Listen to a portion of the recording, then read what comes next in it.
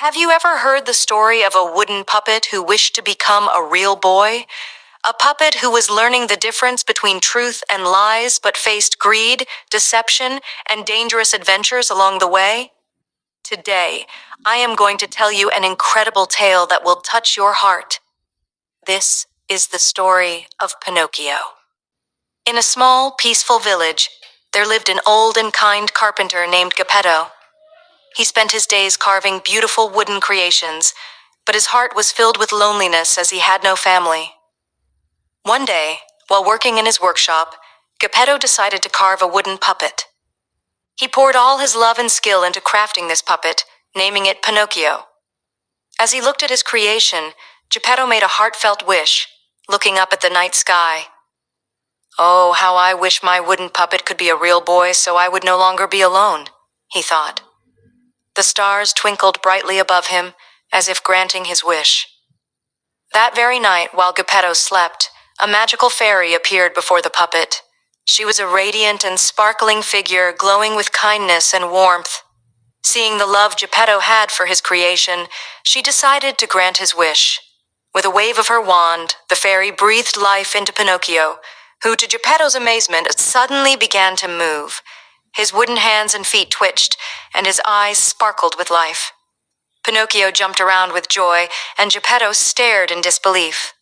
The fairy smiled kindly and said, "Pinocchio, you are now alive, but remember, you will become a true boy only when you learn to be brave, kind, and honest." With those words, the fairy disappeared into the night. Before vanishing, the fairy also assigned a companion to Pinocchio, Jiminy Cricket, who would be his conscience and guide him through the right path. "Jiminy will help you learn the difference between right and wrong, Pinocchio," the fairy said. "Always follow your heart, and remember, only by being good, brave, and truthful will you become a real boy." Pinocchio eagerly agreed and promised to do his best. Geppetto, now overjoyed to have a living son, sent Pinocchio off to school the next morning to get an education and learn how to live a good life. As Pinocchio was on his way to school, he was approached by two mischievous characters, Honest John, a sly fox, and Gideon, his dim-witted companion. They tricked Pinocchio into believing that he could become a famous actor instead of going to school. "Why go to school when you can be a star?" they said. "Come with us, and we'll make you famous."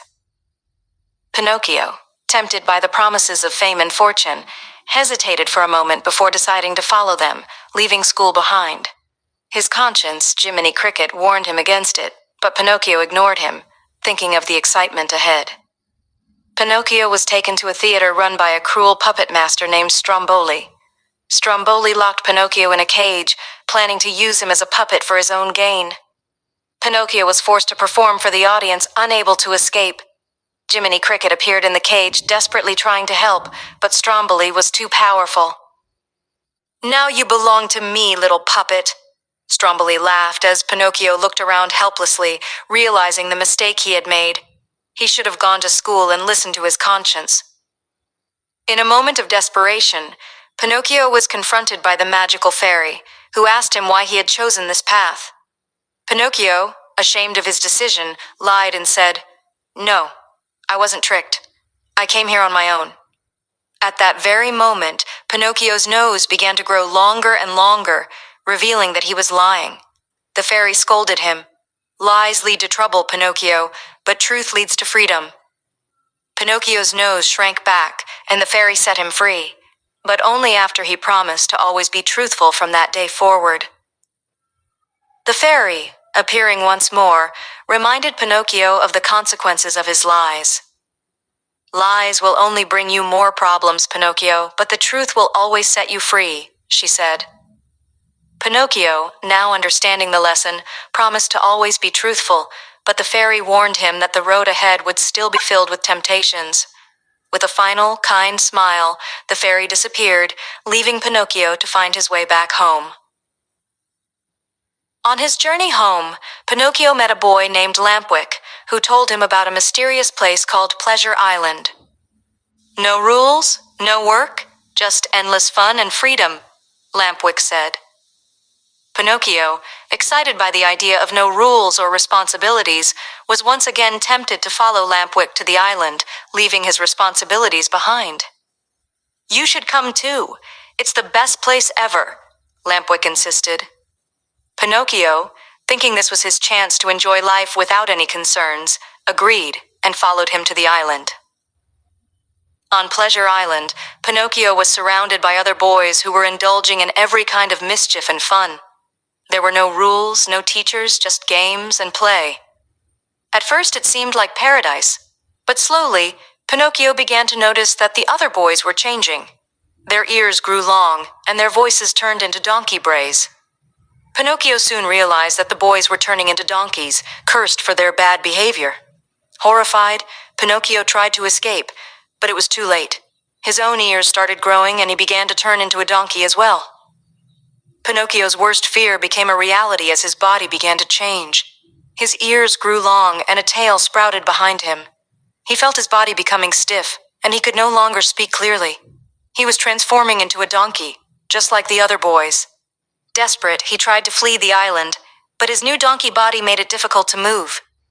The transformation was almost complete. Pinocchio realized, too late, that all the fun and pleasures had come at a terrible cost. With his donkey ears and tail fully grown, Pinocchio was desperate to escape. As the other boys continued to transform, he managed to break free and ran as fast as he could, despite his new donkey body. The island, now full of donkey boys, was a place of misery and regret.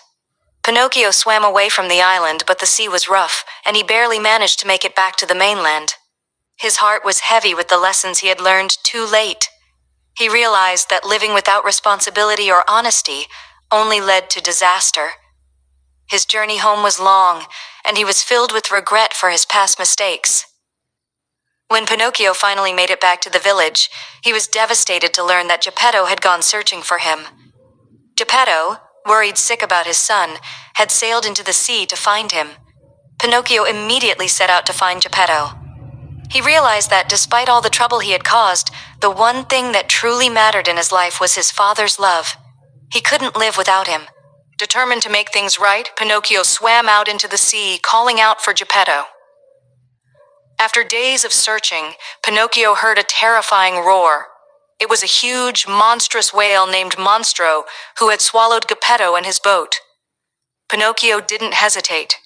Despite the danger, he knew that if he wanted to save Geppetto, he had to face the beast.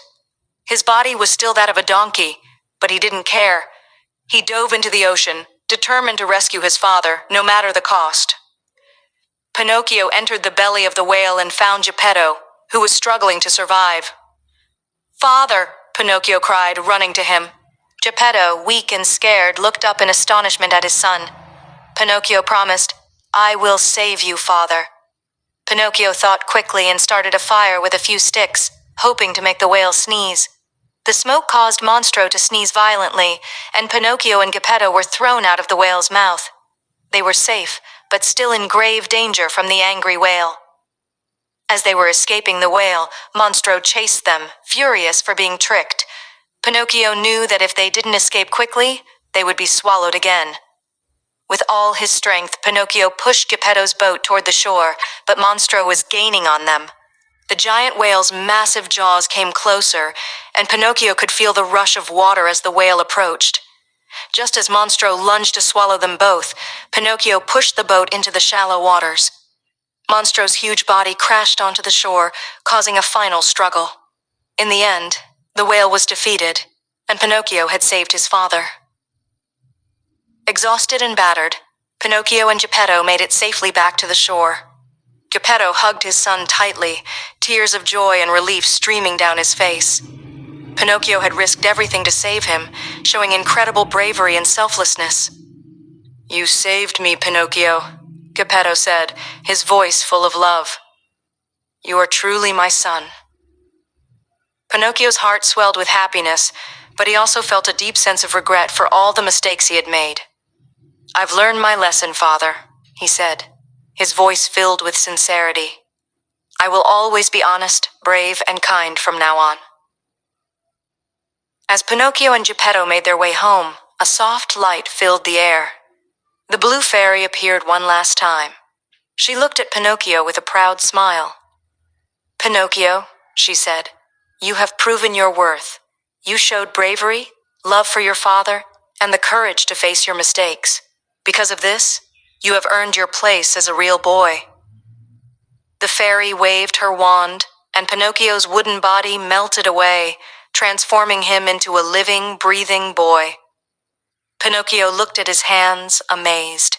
For the first time in his life, he was truly human. Geppetto, overjoyed to see his son transformed into a real boy, pulled him into an embrace. "You are finally my son, Pinocchio," he said through tears. Pinocchio, now fully human, smiled and hugged his father back. "I will always be here with you, Father. We will never be apart again."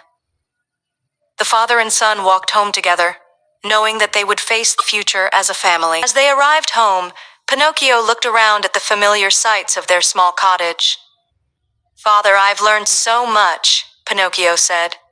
"I know that being honest and kind is the most important thing in life. From now on, I promise to always do what is right, to work hard, and to love those around me." Geppetto smiled, proud of the boy his son had become. "I'm so proud of you, Pinocchio," he said. "You've grown into a real boy, not just in body, but in spirit."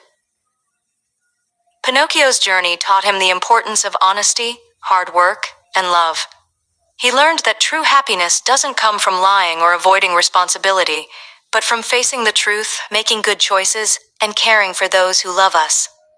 As Pinocchio lived with his father in peace, he never forgot the lessons he learned through his trials. His story became a reminder to all who heard it that honesty, bravery, and kindness were the qualities that truly made one a real boy.